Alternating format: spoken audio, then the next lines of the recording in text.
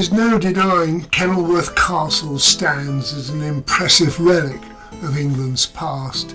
Its ruined walls whisper the tales of kings and lords, or perhaps that should be queens and earls. But how did it all start, and how did it evolve and grow through the medieval period? Let's go back in time to uncover the origins of Kenilworth and the changes that made it one of the most formidable strongholds in England. Our journey begins in the 12th century, a time when England's monarchs relied on powerful barons to maintain control. One of those was Geoffrey de Clinton, a trusted courtier of King Henry I, and he was given land at Kenilworth, where the castle now stands, and his job was to secure the royal authority in Warwickshire and keep his neighbour, the powerful Earl of Warwick, in check. To achieve this, he built Kenilworth, its imposing stone walls serving as both a residence and a fortress. And this original design was a bit of a Norman masterpiece, centred around a great keep, with its thick walls, narrow windows and an elevated entrance. And by damming two streams, Geoffrey de Clinton, or perhaps his son, created the Great Pool, over a kilometre long and in places more than 150 metres wide. And that defended Kenilworth on its south and west and supplied a moat on the other two sides. So, surrounded by this vast lake, Kenilworth was impenetrable, and it was transformed again by King John in the 13th century, who reinforced the castle's defences, adding outer walls, towers and a strengthened gatehouse. And the most dramatic episode in Kenilworth's medieval history came in this century during the Second Barons' War, when rebel forces led by Simon de Montfort held the castle against a siege that lasted 6 months, the longest in England's history. And despite relentless attacks, Kenilworth's defences held firm all of that time. King Henry III seized the castle, as kings do, and granted it to his son, Edmund Crouchback, who then shifted it from being a military fortress to more of a lavish residence.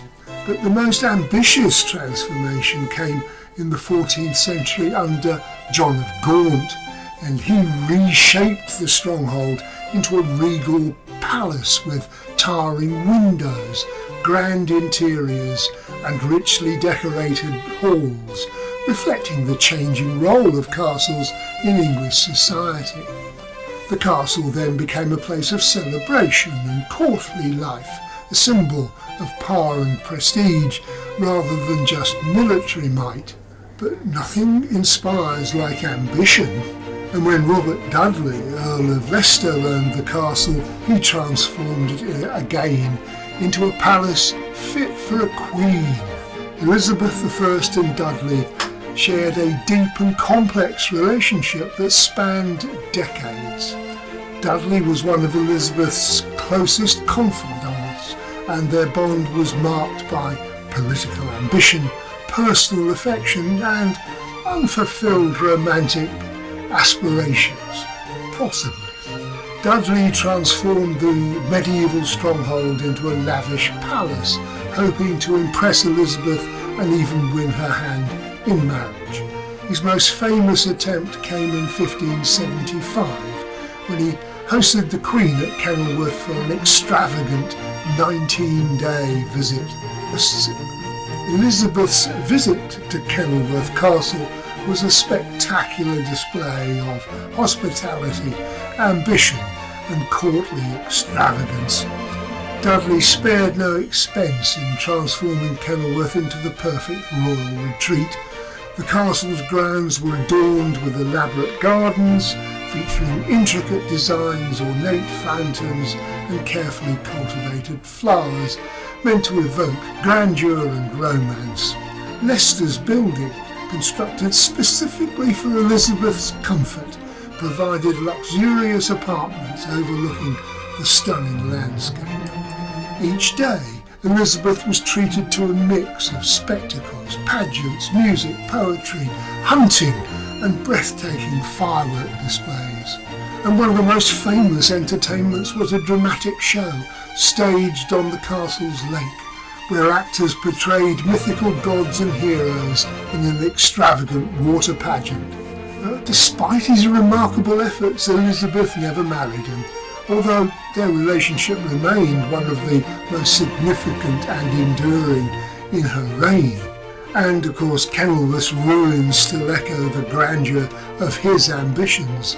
Today you can still see traces of Dudley's grand preparations, the ruins of Leicester's building and the beautifully restored Elizabethan gardens serve as a lasting reminder of a remarkable royal visit and one that cemented the castle's place in history. And after Elizabeth's reign, Kenilworth Castle gradually declined in importance, and by the time of the English Civil War in the 17th century, the castle's fortifications were deliberately dismantled in 1650 to prevent it from being used as a military stronghold, and that left much of the castle in ruins. But of course, it was still a site of great historical interest, and in the 19th century there was renewed attention thanks to Sir Walter Scott's novel Kenilworth, which romanticised the story of Robert Dudley, his wife Amy Robsart, and Elizabeth I, of course. In the 20th century, efforts were made to preserve the ruins, and today Kenilworth is managed by English Heritage, allowing visitors to explore its rich history and restored Elizabethan gardens.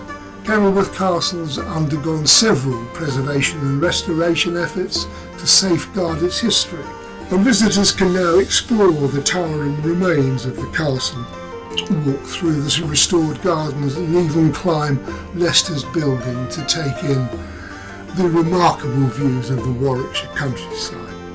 Today, Kenilworth is a testament to centuries of ambition, conflict and change.